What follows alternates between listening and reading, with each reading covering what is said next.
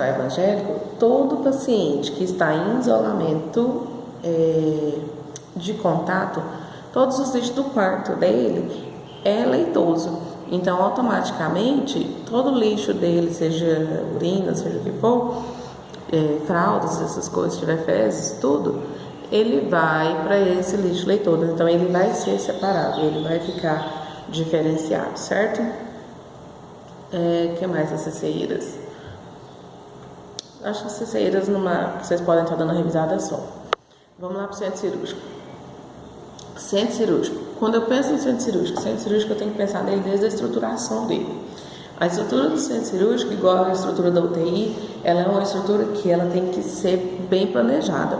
Nós falamos que o coração de um hospital é uma CME, Central de Material de Esterilização.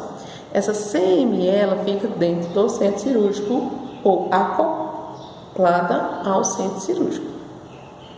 Então, quando eu penso em um centro cirúrgico, eu tenho que pensar que tem que ser um lugar de fácil acesso, perto do pronto-socorro, tem que ser perto da UTI, perto dos exames de imagem, perto do laboratório, perto do técnico de gesso. Por quê? Eu estou com um paciente que ele entra para fazer procedimento cirúrgico. Esse paciente é um paciente de risco.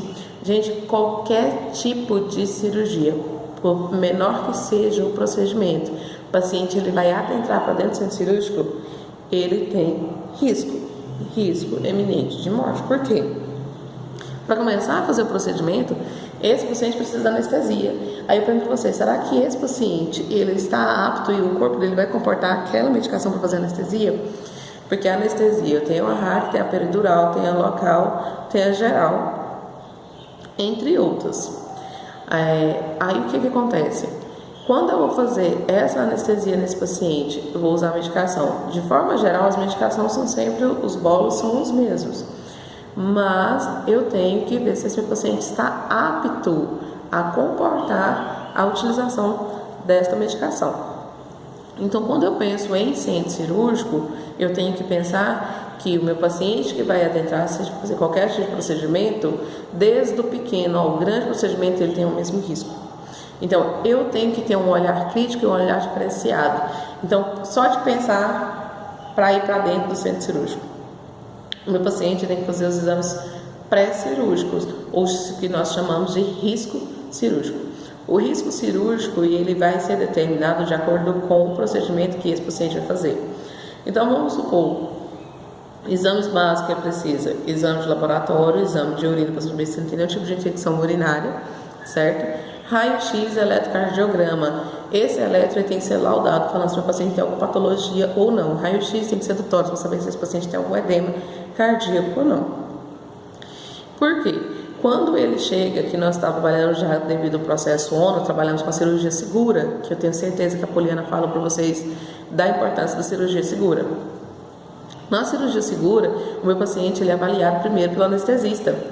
Por quê? A partir do momento que o meu paciente ele entra para dentro do centro cirúrgico, ele não é do cirurgião, ele é do anestesista. Eu posso estar lá dentro do centro cirúrgico com o meu paciente. O cirurgião ele só vai operar, mas da entrada dele, o processo de sedação, processo anestésico, processo de recuperação, quem acompanha a responsabilidade é do anestesista. Por quanto tempo vai durar a cirurgia? Por 3 horas. Quem vai fazer a medicação e quem vai avaliar esse paciente se ele comporta por 3 horas a quantidade de medicação vai ser o anestesista. Nós estamos tendo dificuldade com esse paciente, ele está evoluindo para um PCR. Quem vai fazer esse paciente voltar a fazer medicação para que ele retorne é o anestesista.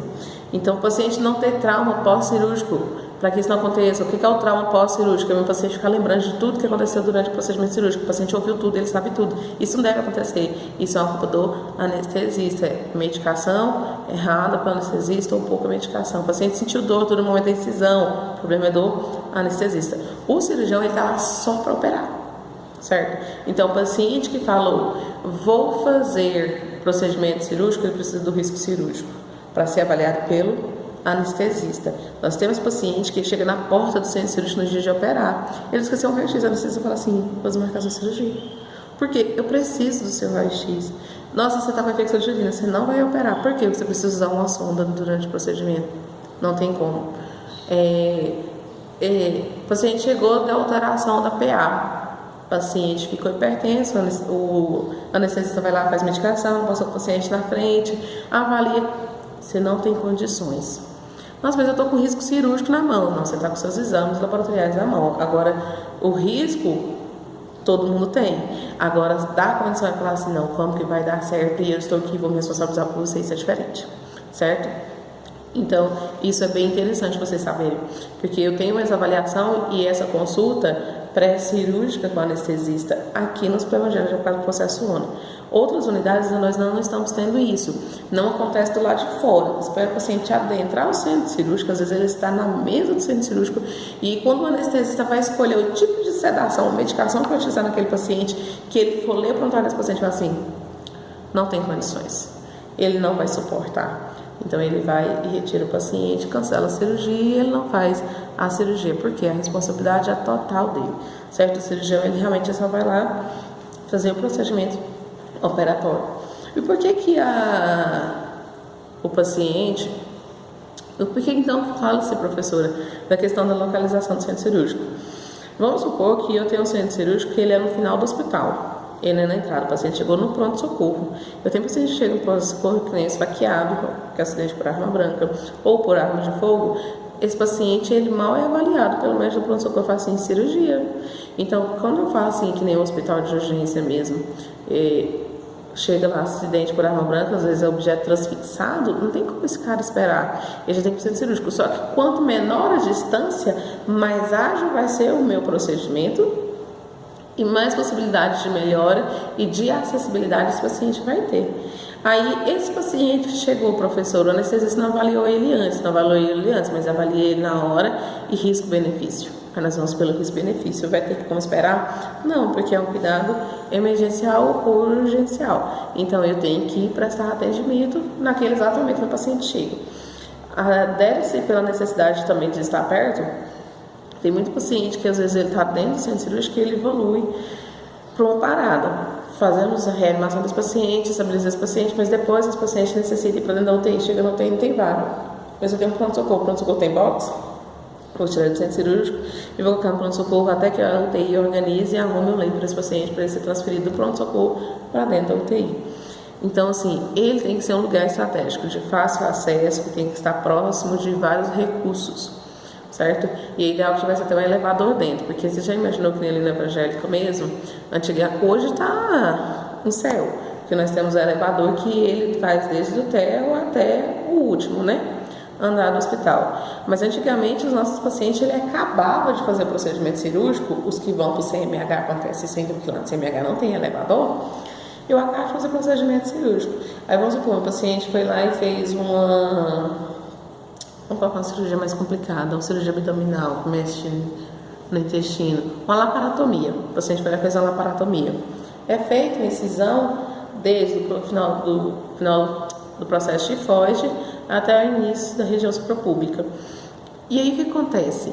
Esse paciente, ele faz esse procedimento, mexer em todas as vísceras desse paciente e eu vou subir naquela rampa que nem tem lá no hospital, na maca vou correndo, ou vai atravessar a rua do lado do Hospital Evangélico, CMH. Gente, a pessoa não está sentindo dor ainda porque está anestesiada. Mas na hora que essa anestesia vai passando, vocês não estão entendendo. Aí vocês começam a queixar de dor, a enfermagem ela não dá ênfase, a enfermagem não tem um olhar diferenciado, não tem um olhar crítico e não presta assistência devida para o paciente, não consegue entender o que o paciente está passando. Então, assim, é necessário que nós façamos essa observação, certo? Nós já tivemos paciente que só devido ao transporte de longa distância, esse nosso paciente teve que voltar para dentro do centro cirúrgico porque evoluiu com um quadro de hemorragia, porque os vasos começaram a dilatar devido ao transporte de forma errônea. Mas não tem como pegar ele e carregar no colo. Não tem, então é risco-benefício, infelizmente, certo? Mas aí a cirurgia, a cirurgia, então, nós falamos que ela tem a parte de pré-operatória, transoperatória e pós-operatória. Pré-operatória, onde eu estou preparando o paciente para poder operar. Então eu preciso de todo um preparo, eu preciso de um banho específico, com um sabonete específico, no caso que nós usamos a clorexidina. Nós precisamos de um apoio psicológico e emocional, nós precisamos que o paciente tenha um risco cirúrgico, nós precisamos que o paciente seja orientado do que vai acontecer com ele, como vai ser a recuperação dele depois, porque isso vai diminuir os anseios do paciente. A enfermagem já tem um papel fundamental de preparar esse paciente, amenizar os medos e os anseios dele, através da orientação. O transcirúrgico é o procedimento que nós falamos que desde a hora que o paciente entra para dentro do centro cirúrgico, passa aqui a porta do centro cirúrgico, para dentro, ele deitou na máquina e começou a realizar o procedimento, até a hora que ele sai de dentro do cirúrgico, isso é transcirúrgico. Então está acontecendo. Por que desde a hora que ele entra? Porque quando ele já entra com o processo de sedação, nós estamos preparando esse paciente, depois vamos fazer um processo de anestesia desse paciente, nós vamos fazer a cirurgia propriamente dita desse paciente, vai realizar a higienização da pele desse paciente, nós vamos fazer a sutura nesse paciente, depois vai fazer o curativo nesse paciente, depois nós vamos acordar esse paciente, se for anestesia geral para extubar ele, nós vamos acordar ele, fazer a extubação dele, vamos levar ele para recuperação, que é a sala de RPA, e vamos melhorar esse paciente, dar uma estabilizada até que o anestesista venha de alta, não é o cirurgião. O cirurgião, então, ele acaba a cirurgia pode ter demorado 30 minutos, ele operou, beijo, tô indo embora. Quem vai terminar com esse paciente é o anestesista e a enfermagem dando suporte para que esse paciente precise ter um olhar revolucionário de tudo como esse paciente está evoluindo. Se está evoluindo de forma boa, se está evoluindo de forma ruim, certo? E depois que o paciente sai do centro cirúrgico, nós temos o pós-operatório. O pós-operatório, gente, enfermagem é vida no pós-operatório do meu paciente. Então, leiam cuidados de enfermagem com o paciente no pós-operatório. A enfermagem faz toda a diferença na recuperação do paciente. Desde o simples respirar do meu paciente, a opressão, alterações sinais vitais, a observação de um curativo, a observação do antidiurese, observação de uma sonda, observação de um dreno, tudo que o meu paciente está mantendo. A enfermagem, ela tem que ter um olhar diferenciado e ela ajuda muito. Ao mesmo tempo que a enfermagem, ela pode colocar o paciente lá em cima, ela pode colocar o paciente lá embaixo. Eu me lembro que nós tivemos eu tive experiência com aluno no CMH, onde o paciente ele fez uma laparotomia total, e mais ou menos na quarta-feira ele fez o procedimento e aí foi para o centro cirúrgico de boa, voltou depois dessa laparotomia, curativo da região abdominal. O paciente chegou tranquilo, não falou nada, tudo certo. Aí tinha uma aluna que eu achava muito joia, eu falei bem assim, bonitinha, vai lá e faz a admissão desse paciente. Isso era 12:30 e nós saímos 1h da tarde. A bonitinha foi lá, fez a admissão, olhou tudo do paciente, pegou todos os dados e fez o relatório. Eu fui conferir o relatório, achei lindo, bonito, né? Maravilhoso o relatório, da carimbei. Como é a confiança, né? Não fui lá com os olhos, dar uma visualizada no que estava acontecendo. A enfermeira que estava no posto perguntou assim, sua aluna já foi lá receber? Eu falei, já. Ela fez todas as perguntas, fez. Ela também não foi lá no posto ver. Eu saí do hospital 1h, as outras colegas chegando para receber plantão, todo mundo recebeu plantão do paciente. As meninas da tarde receberam plantão, olhei o paciente, olhei os sinais vitais e tal, e passou. Quando mais ou menos voltando 5h da tarde, o paciente, ai,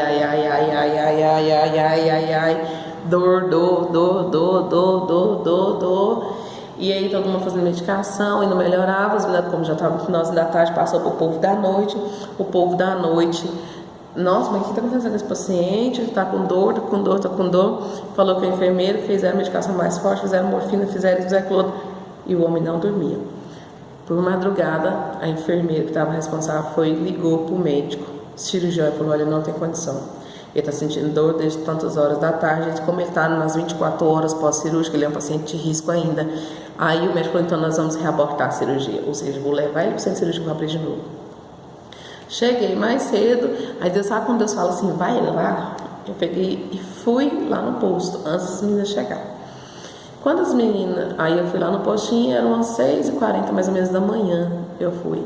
Eu cheguei lá, o homem chegou, eu tava suando. E a mulher, minha filha, pelo amor de Deus, meu velho, minha filha, ele vai descer no centro cirúrgico, não sei o que, não sei o que, não sei o que. Aí eu peguei e olhei pra barriga dele e falei, gente, mas o abdômen dele encheu demais. Esse abdômen não tava desse jeito. Aí eu peguei e falei bem assim, ele conseguiu fazer xixi? Ela, não, esse homem só chora de dor. Eu falei, meu Deus. Quando eu cheguei, que eu peguei e levantei o lençol desse homem, que eu fui apalpando a barriga dele, o abdômen dele, não era na parte superior, não estava na lateral. Quando eu fui no pé da bexiga que eu peguei, ele, ai! Aí eu fui, falei assim, Jesus, em nome de Jesus. Aí eu peguei e vi o esparadrapo de cantinho. Eu falei, não aconteceu isso não. Que eu levantei o lençol, paciente com sonda vesical demora, sistema fechado, em cima da cama. Ninguém viu, desde o erro da minha aluna, meu erro de não ter ido lá conferir, as funcionárias da tarde, as enfermeiras da noite. Eu só desci a sonda disfarçadamente, abri a sonda. Na hora que eu abri a sonda, a urina do paciente começou a escorrer. Deu uma bolsa de urina cheia, 2 litros de urina do meu paciente. Antes mesmo que a urina terminasse de correr, quando deu mais ou menos 500 ml, que eu tinha esvaziado da bexiga do meu paciente, ele dormiu. Ela, menina, mas você tem a mão, você é de Deus. Por que você não veio aqui ontem? Foi Deus que fez isso com você. Aí eu fui disfarçadamente, chamei a enfermeira que estava recebendo plantão. Falei, Val, vem cá pra você ver, minha filha. Ela, o quê? Falei, o que aconteceu com o paciente? O paciente já estava dormindo. Na hora que eu estava falando para a Val, mostrando o que aconteceu, o médico chegou na porta. E aí que ele olhou para o paciente e falou assim, esse é o paciente que está com dor?